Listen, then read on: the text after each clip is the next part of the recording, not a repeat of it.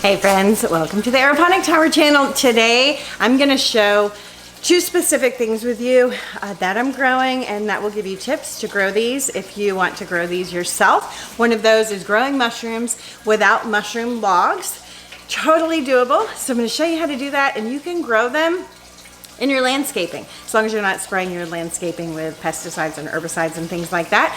I will also be having a video coming out soon where I inoculate logs, and if you're in an apartment or you don't have land or like an outdoor landscaping area, you can do logs and then find a shady spot to store those, even on a back porch. And you just need to make sure they stay in the shade and they like sort of a wet environment, so you would need to water them like you do a plant. So I'll be sharing that video soon. We're gonna inoculate a bunch of logs together, but today this is landscaping in mushrooms. So I'm growing them underneath bushes, underneath my blueberry bushes, underneath my flower bushes, and the things like on the pathway to my house. We are gonna be growing mushrooms. The other thing is strawberries. I'm gonna show you how I set up a strawberry tower and how I grow strawberries year round. And these cost me 8 cents per strawberry, maybe 9 cents, because all I'm using is one rock wool. I buy my rock wool in bulk, so it costs me just over 8 cents, I believe. If you don't buy in bulk, it can be as much as 11 cents, but still, I'm getting strawberry plants that are gonna produce for about 6 months because I chose ever-bearing strawberries for 11 cents. It's incredible. And then I'll talk about how I got those plants for free and what I do with them at the end of the season so that I never have to buy strawberries ever again. You should only buy strawberry plants once and you should have them forever. Even if you leave where you live, just take a few with you. But before we dive into those things, we're gonna do a quick harvest. I wanna show you guys some incredible things that are growing on the towers. All right, the first thing here is cauliflower. I've talked about these a lot. This is a baby cauliflower, and these are coming in larger than they were before. Before they were like this, but they were airy and had space in between them. They're coming in super tight. So this is gonna get about this big, which is incredible for something that grows so fast, and the leaves are so delicious to eat. The reason they're getting bigger now is because it's warmer in this garage. If you're growing in your house and your house is consistently staying at like 70 degrees, then you'll get tighter heads like this. I just had a cold season in this garage. So these are doing incredible. I have lots of young things, but I also have half empty towers because we are in the transition phase and it's time to get these towers cleaned and transitioned for the spring. I'm also gonna share a situation I'm in right now. It's incredibly warm. I just got off the Peloton bike, sweating. The windows of all my house are open and we're actually hot inside the house, which I love. It feels so incredible just to be warm and have that like summer stick going on. If you hate that, I'm from Florida, so I hated it when it was all the time, but coming out of winter, I'm just embracing it. But it's really warm, and then it's gonna snow over the next 2 days. So I am actually gonna have to bring my towers indoors, the 3 that are outside, even though all of those plants are cold tolerant. When you get extremely warm weather, if you flip it to extremely cold, those plants will want to go to flower. So it's okay if they're warm today, but I need to make sure they stay in like the 60s or so. So I'm gonna move them in the garage. Even 50 would be fine, but I'm gonna move them in the garage just to avoid them panicking and going to seed. And that is just part of, if you're gonna grow in a garage like this or indoors and out, if you're gonna try and put towers out really early, we're still 6 weeks out from our first frost being over, which is Mother's Day for us, then you may have to do this in and out thing. It's worth it. It's totally worth it. It won't take me but 10 minutes, but just want to give you a heads up on that because you can lose plants. You definitely don't want to put summer plants like tomatoes, peppers, squash, green beans. Those need to wait until the last frost before they're officially outside, or only keep them out there when it's warm. If you're gonna have any cool weather, like below, I would even say below 60, they need to come into the house. So I avoided that this year. I'm just growing the squash and the green beans in here and keeping them in here. And then when we get to our last frost, I'll move them all outside. I just don't feel like, last year I did that, brought them in and out, and I really just found it's not necessary. They're growing amazing in here. The stuff that's outside is cool weather crops and needs to be outside. It just doesn't need that extreme shift. All right, I'll just take you on a quick little tour. I'm about to do a big harvest. Tomatoes, I'm gonna use those for tabbouleh today. The kohlrabi are ready, and I'm doing a high raw diet. So I'm gonna start making some coleslaw out of those. We've got cilantro, lettuce. Sorry, this camera doesn't film tours very well, but you get the idea. Cauliflower, my mustards. There's a zucchini plant. They're starting to flower. They're happy in here, but these will be what give me first fruits way earlier than I could ever get them in the soil gardens because they're in here and we're going to shift them out. So there's open grow ports because I'm consolidating towers this week, so I'm not really worried about those, but just tons of lettuce. Incredible, beautiful. The beets. This is ready to be harvested. This thing is gigantic in there. It's gigantic in there, and you're starting to get these. This means it's flowering. So it's starting to put its energy into flowers when you see these. So we're gonna harvest that right now, actually. And just cabbages, there's more zucchini. Doing great, lots of green beans. I need to harvest some green beans today. The eggplant is doing great. I haven't been great at fertilizing them. This needs to be harvested. This is a radicchio.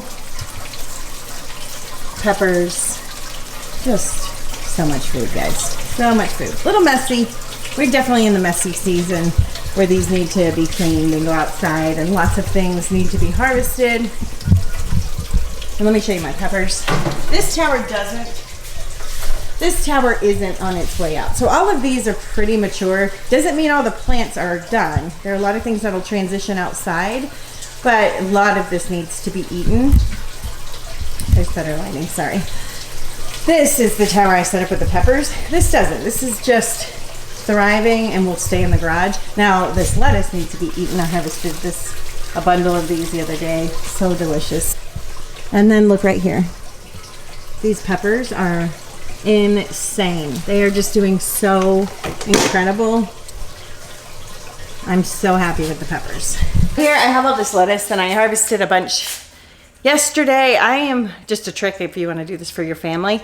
If I don't feed this food to my family, they won't eat this food. They're not coming out here and munching on celery for fun like I do. So I have to be intentional and prep the food and turn it into meals. So one of the things I'm working on, and I'm gonna have a section, I'll be showing this in another video on seeds starting to grow. Make sure you have enough lettuce. And I've talked about this before. It means heavily seeding to get lettuce to grow really fast is basically all I'm doing, using sprouting seeds and a quick turnover. They're getting mature in the nursery, then I'm flipping them over fast.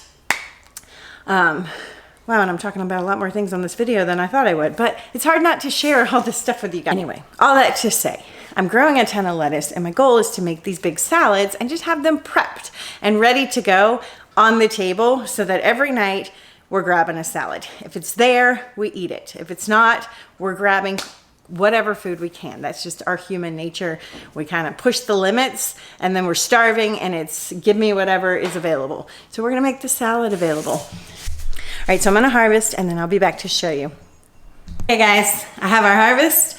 If you wanna see what I harvested, make sure to follow my reels or my shorts, but there's tons of food. I've got parsley and green onions for tabbouleh, some cilantro I'm gonna eat raw with my fruit today, some kohlrabi I'm gonna shred my cauliflower, the leaves. This is I'm gonna make that into a salad or add that to my salad. We have arugula that's going to be added to the salad. I've got radicchio. Radicchio is so delicious. I'm going to make untuna with chickpeas, and I like to use radicchio as a wrap. So those are like a lettuce wrap, but it's a super nutrient dense, high in anthocyanins, super food. $5.99 at the grocery store. I grew it for like 50 cents. So incredible harvest. Also Swiss chard because we're gonna juice today. Okay, I also harvested, I don't know if I said tomatoes and some green beans. Not a huge harvest, but enough that it makes meals interesting. And then I went ahead and harvested my beets, the one that was gonna go to flour. So this is the large one. Well, maybe you can see that. So I got one large one and two of them stayed a little bit smaller. which is common. So I like to just harvest them all at once because I'm going to slice the small ones raw and some of the big ones and add them to our salad and juice the greens. But if you harvest them as they're growing, like as one gets larger, maybe the size a little bigger than a golf ball, eat that. It allows the other ones to get bigger. So that's the way you can maximize your yields. Either harvest them all at once, if you're going to juice them or whatever you want to use them for, or harvest them a little bit at a time and allow them to get bigger, individual size. Hopefully that makes sense. So this would have gotten bigger. You can see how small the greens are if it wasn't shaded out by these other ones. I do both. Sometimes I harvest one if I feel like a beet, and sometimes I harvest the whole bundle. This one was just so massive, I wanted to harvest it and juice it. Beets are an incredible superfood, especially for women. Even if you're only getting little roots and greens, this is medicine. This is incredible for you, and it's worth growing. If you only have one tower, I like to say grow things that grow really fast and eat a lot of food and turn it over really fast. But the more towers you get, the more you can start to add these superfoods into your diet on a frequent basis. So I have at least like 10 spots devoted to beets. I'm always starting new beet seeds and just rotating them using my interval process so that we have beets in our diet consistently.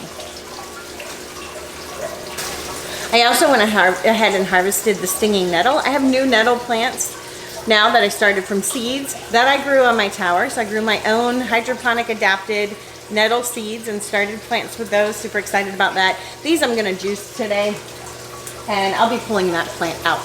So we're just pulling things out. We're getting food into our bodies and getting these towers ready to be cleaned and consolidated and turned over for the next growing season. It's such an exciting time. If you don't have your tower yet, get a tower. It's time. I keep the link below, and also have a membership that's launching that's free to all my customers, anyone who uses my link, and you get access to courses in there. It's on an app so that you can go in and reference things like how do you grow beets. I'm uploading those things frequently. I also connect that to a live Facebook group where we're really talking about using this food for health purposes, doing some challenges. I've got some guest speakers coming in there. I'm super excited because these are just things that are going to uplevel our health and give us food independence and just help level our health, which is very important these days.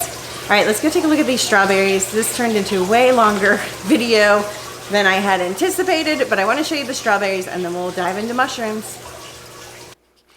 All right, and I had to do a voiceover on this because I forgot to put my wind protection on my microphone and it was really hard to hear.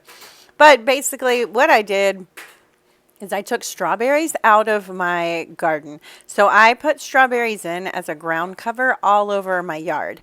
I have chosen not to grow them in raised beds because in raised beds, when you're dealing with perennials, the soil compacts and it decreases over time. And it's hard to add new soil to those without taking all the plants out and starting over. And so I just landscape them in. And we do get to eat strawberries from our landscaping. They actually produce quite well, but they also, at certain times a year, get eaten by slugs and by pill bugs and other things because they're on the ground. So growing them on the towers, you eliminate all the pests that eat strawberries, which is incredible. So I allow them to spread, and when they make new pups, I dig those up, and those are what go into the tower. So it only costs 9 cents, 11 cents, whatever you're paying for a rock wool, if you do it this way, because all we're using is a rock wool. The plants are free.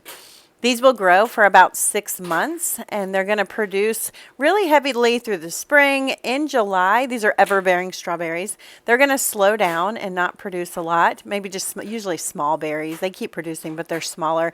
And then as we move into fall, they ramp back up again and start to produce, and then they're going to be done.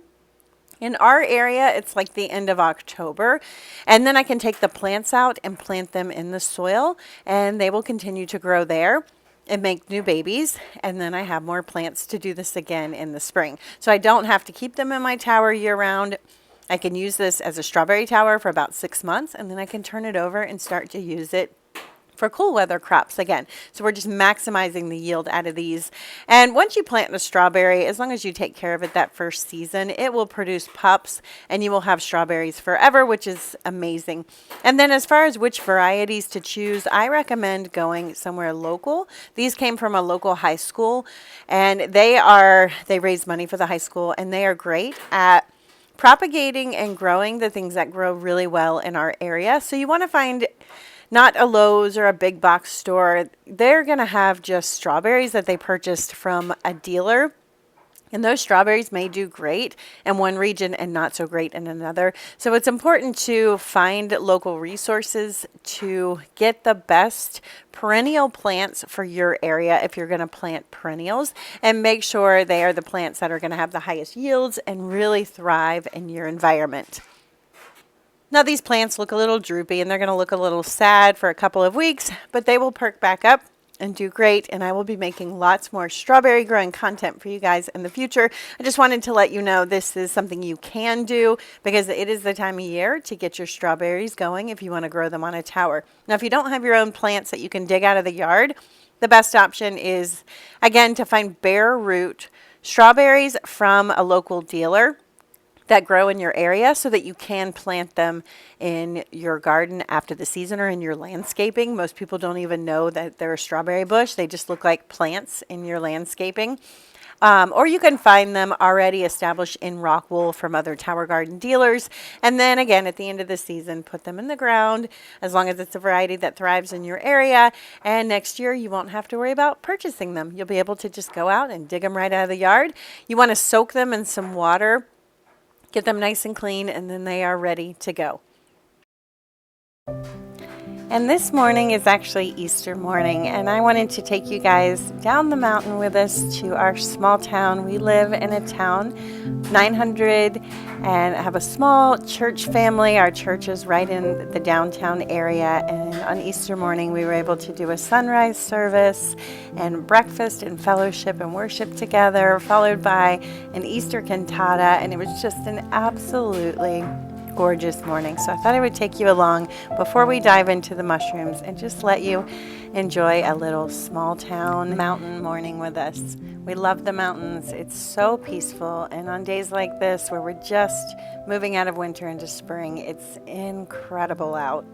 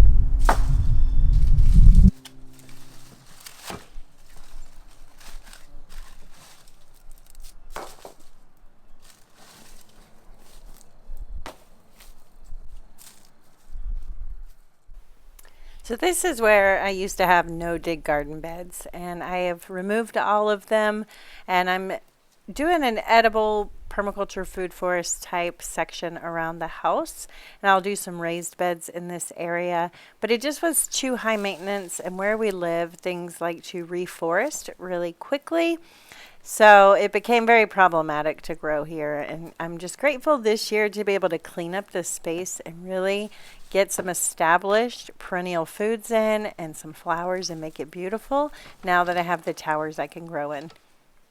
So what I'm doing is cleaning up. This is right by our porch, and this is my zone 1 area, and I was growing my no dig beds back here, so I'm pulling out just mess, old pots and things that are just a part of gardening, and it just always stayed kind of messy over there growing food over there. I won't be doing any annuals in the ground. Aside from just broadcasting some kale seeds and things in my permaculture. This is what I call my permaculture landscaping. And I will have a couple of raised beds in this area, but they have to be where we can mow over them because the forest just tries to reforest if I put wood chips down, which is what happened on the other side. I put a raised bed, put wood chips down, was getting ready to build more raised beds, and it reforested and turned into bramble, blackberries, raspberries, things like that. So can't do that. But here, I'm going to outline these in rocks. We've got rocks in the forest I can pull out. I am going to put my mushrooms in here. So I have serviceberry. This is an edible berry, so it's similar to a blueberry. And then I have 5 blueberries going along the property here and 1 honeyberry. I just put in 2 very, very small pink blueberries in here that are going to take a long time, but there's some other things. I have some this is our drain here, so it stays really wet, so I put some marshmallow root, and that has come back. I just noticed that there's strawberries throughout here, but this is going to get weedy if I don't cover it, and so I will be putting more food in this space. And I did plant some flowers in here while the blueberries get larger. While the blueberry plants fill out, like the other side, there's going to be some flowers and things, but I'm about to lay wood chips, and then we're going to grow our mushrooms in this area. We're going to get some wood chips down. I'm going to do it on the other side as well, and we're going to spread some oyster mushrooms and some wine caps. And the way you get wood chips typically is you can call local tree services and get on a list. They like to dump them because it costs them money to take them somewhere else. So if they're in your area and you're on the list, or if you can track them down. When I was in Florida, I would just track them down and say, hey, can you drop them? I'm, half a mile down the road. And that's actually how I got this pile as well. I saw a trucking company doing some work on a neighbor's property down the street, and they were willing to drop them. And in Florida, I was able to get 24 dump trucks full. I did a back to Eden garden. It was super easy. But in this area, because we're up in the mountains, it is not very common. Most people just cut up their own trees and turn them into firewood around here. They're not really clearing them and turning them and like calling tree companies to take them out and haul them off. So it's more difficult, which is another reason I'm moving away from this type of labor and just really growing using the towers. Now, it is nice to have some to do mushrooms in, and in our area you can drive to the bottom of the mountain where they're dumped at the local power plant and haul them from there if we need them. But you do not want to use mulch. These are wood chips from trees that were cut down and then put through a wood chipper, and that's important to note. So this stuff is great, and I've shared this before. It is a natural weed killer, and I know you can make it. I have just not been very successful at it, and I found this to be pretty affordable because we only use it along the trim here, and I use it along my rocks on my permaculture bed just so I don't have to weed whack as often, and I use it on the rocks in the driveway. But I'll put a link to that below because it's all natural and works great. And it's hard to find an all natural one that actually works. So I'm about to spread these wood chips, and then I'll show you our mushrooms.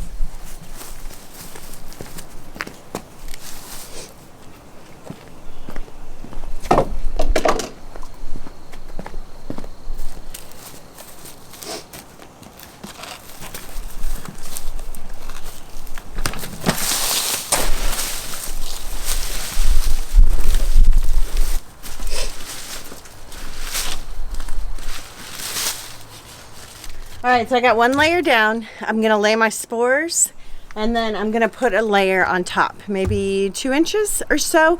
And then I'm gonna do the same on this side over here, and then on the other side. These are some oyster mushrooms. These got dried out, they have spores in them. And I was growing these from the bricks. And I want to now recycle my brick material into the garden. And you can do that. So I'm gonna just break this up. This was a Poho oyster. And I'm just gonna break it up, and then we'll cover it with the wood chips. And then on the other side over here, so this whole side is gonna be oyster. On this side, I just purchased a new box of wine cap mushrooms. I haven't tried these before. I've heard mixed things. Some people really like the way they taste, and some people don't love them. I don't tend to be too picky when it comes to mushrooms. I'm pretty good at like finding a way that I like pretty much all vegetables and foods, plant foods. So we're gonna break this one up on this side and give it a nice base layer, couple inch base layer, couple inch top layer, and that's it. You just leave them alone, and pretty soon we will have mushrooms. These are going to fruit faster than in like a log. In a log, they have to take over the log and really inhabit that log and start to break it down before you start to get mushrooms. It's a long process. Now the benefit is it produces fruit for 5+ years, and I'm going to be making some got 40 logs I'm going to be doing soon, so I'll show you how to do that. So let me break these down.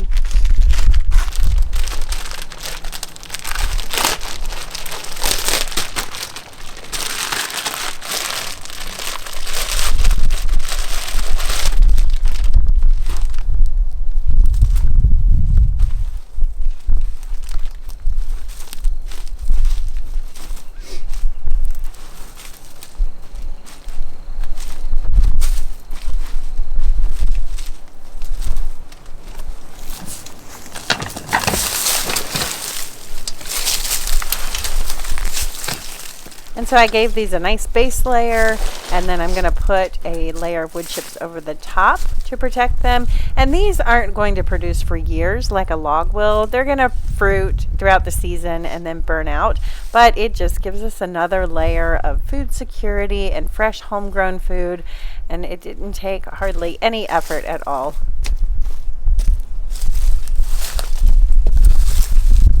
All right, I'm going to do this next section with a different oyster that I have. I think it's a golden oyster.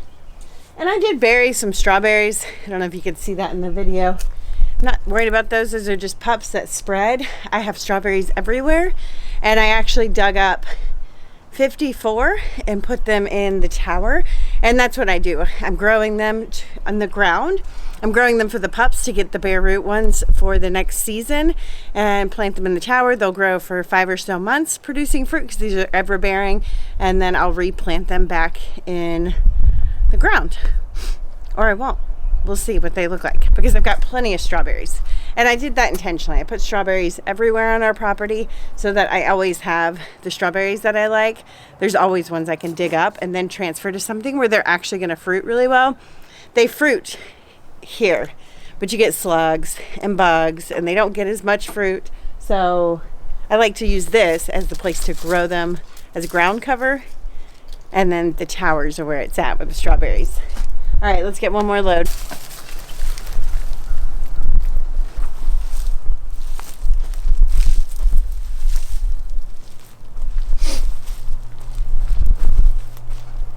All right, the wine caps are going to go in here. This is a little bit more established.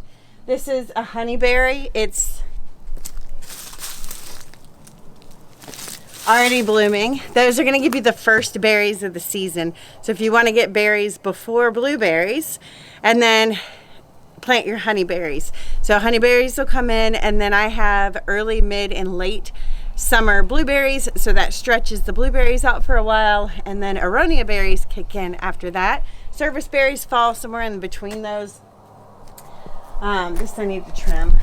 This is kind of just a rogue bush that took over. There are herbs and flowers. This is my kiwi that's in here. There's 2 very mature blueberries. So for this one, I'm just gonna have to be a little bit more careful. So I'm gonna run these in buckets instead of in the wheelbarrow. And I'm just gonna line them along the back and sort of in these sections and just make little puddles of wood chips. And we'll do our wine caps in those. I don't need to mulch the whole thing, just because there's so much going on in there.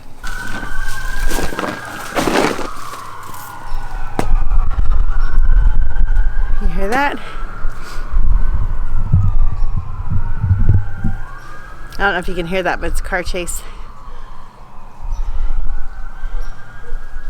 I can tell because I can hear the cars. Like,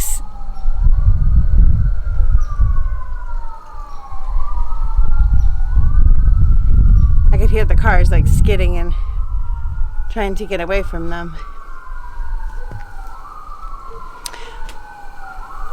But what's interesting is that's not close to us. That's over on, oh wait.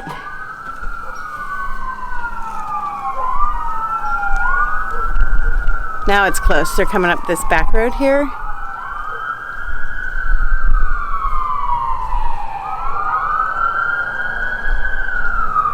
The mountains echo really bad, so I'm trying to figure out which way they're going. Our property goes from one way, it's like a rainbow. The ridge is here, and we're the rainbow side, so there's two roads that intersect on this property.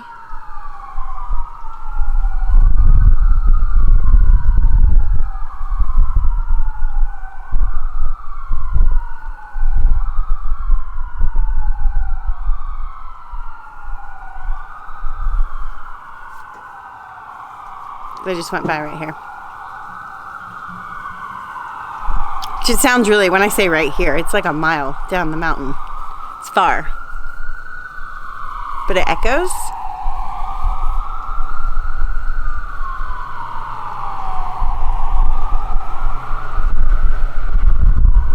Do you hear the one that's running from him?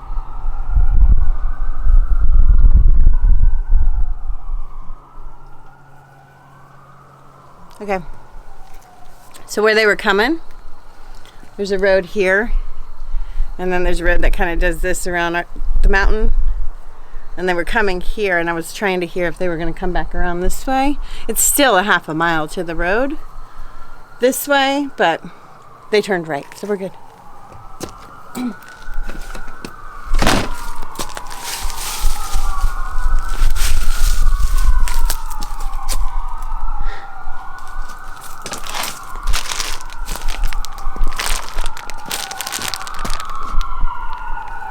Nope. Now they're here. Oh, police sirens. They're chasing somebody. I can hear the car.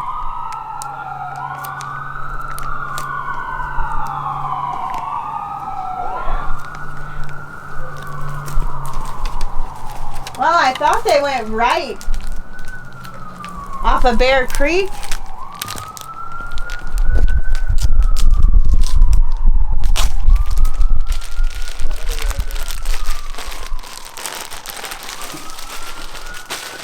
Crazy. Yeah. Our gate's locked, just so you know. Huh? Our gate's locked.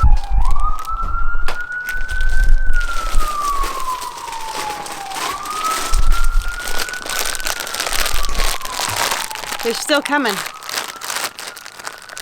I don't know.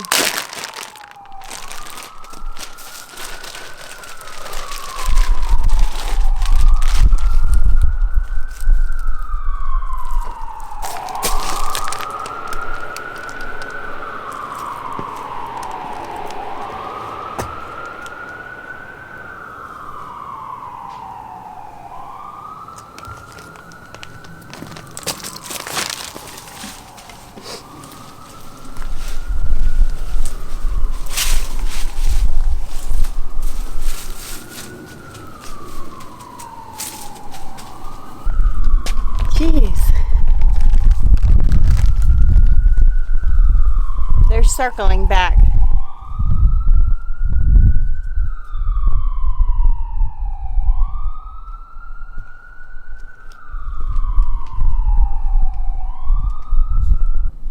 Okay, I think they're gone. So with this one, this is a newer substrate. So I just mix this in.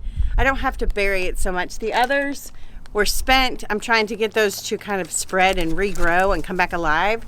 I'm not having to do that. Now the dog's chasing something. So I also don't want to build up this soil too much. So I'm going to just keep doing this for the rest of this bag and 2 more spots. And that should do the trick. I'll lay a little bit of fresh mulch on the top of this one. And so you can see here, I'm just doing little sections, and so you don't have to do larger sections like I did on the other side. You can just do a bucket full of wood chips, throw down some substrate, top it with some wood chips, water it really well, and have a nice little mushroom harvest.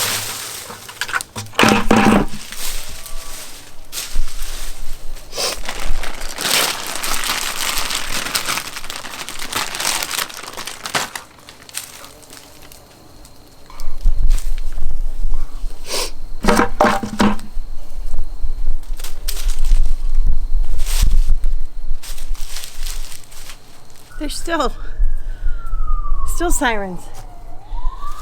That's it. So sorry about the sirens. They obviously have not figured out their issue yet. I'm about to water these in. All right, I just went and peeked over where we have a high point, and those were ambulance fire trucks. So I don't know what's going on now, but this is done. I'm super glad to get this off of my to-do list. It's been something I've wanted to do for a while. It's a good time of year to put your logs, your mushrooms in.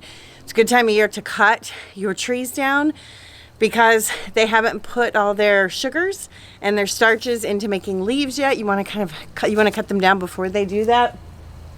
It's cool. We're gonna get a lot of spring rain.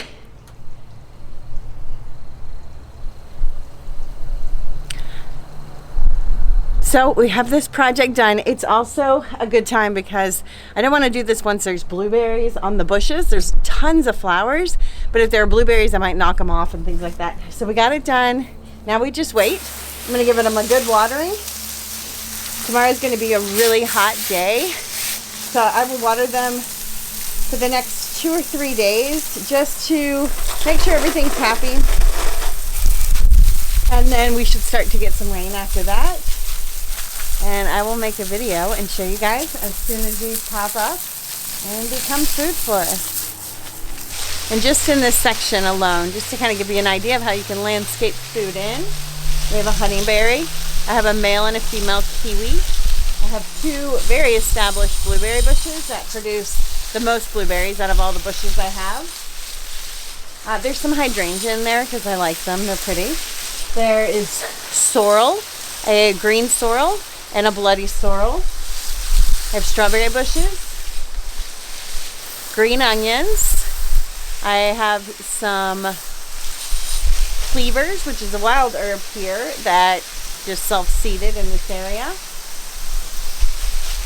I have some lamb's ear, but I consider that ornamental. And then there is oregano actually in here, and there will be more food that pops up. Some wild bergamot, all sorts of things. I actually plan to transfer some yarrow or some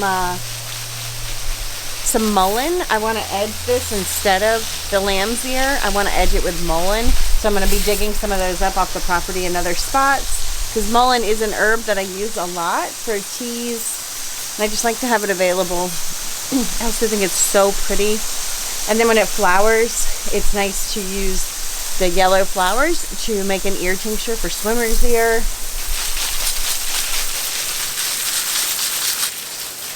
And that is one that I have not had that tincture made in 2 years because every time I see mullein flowering and I think about it, it's always like on the side of the street where it's probably loaded with, you know, road chemicals and things. So I just really this year want to get my own mullein and I want to have to wild forage it. Because by the time I think about those things, sometimes it's too late and I don't do them. So I put them in zone 1. Things that are important, they go right by your front door.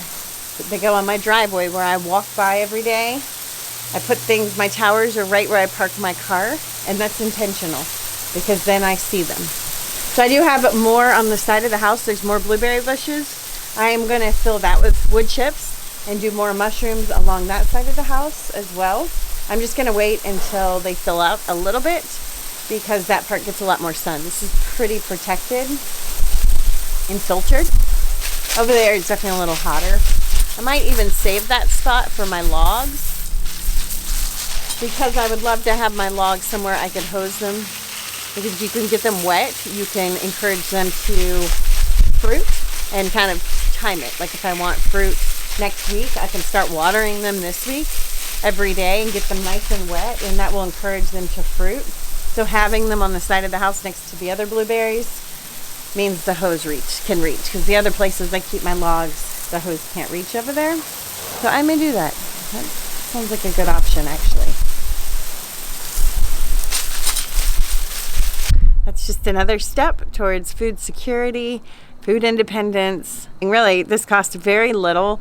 You can actually buy the bricks, fruit them indoors. There's different ways to fruit them.